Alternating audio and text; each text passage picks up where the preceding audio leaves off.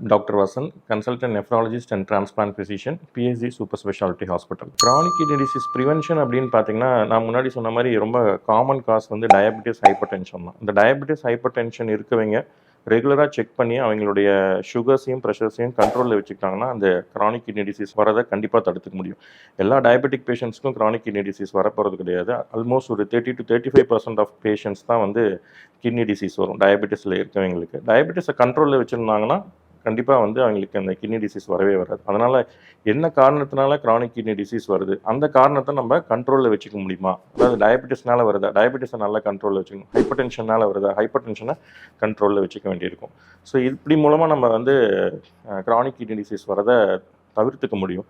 ஒரு சில பேஷண்ட்ஸ் வந்து நிறைய பெயின் கில்லர்ஸ் அந்த மாதிரி என்எஸ்ஐடிசின்னு சொல்லுவோம். அந்த பெயின் கில்லர்ஸ் வந்து நிறைய எடுக்கும் பொழுதும் கிரானிக் கிட்னி டிசீஸ் வரலாம். அவங்கள வந்து கண்டிப்பாக ப்ரிவென்ஷனுக்கு இந்த அன்னெசரி பெயின் கில்லர் மெடிகேஷன்ஸ் எடுக்கக்கூடாது. இல்லை கிட்னி டிசீஸ் ஜெனட்டிக்காக வரலாம். பட் ஆனால் அதை வந்து நம்ம ஏர்லி ஸ்டேஜஸில் கண்டுபிடிச்சிட முடியும். அதையும் நம்ம வந்து அந்த ப்ரொக்ரெஷனை கண்டிப்பாக ப்ரிவென்ட் பண்ண முடியுமா இருக்கும். ஜெனட்டிக் கிட்னி டிசீஸை நம்ம வந்து அந்த ஸ்டேஜஸில் தடுக்க முடியாது.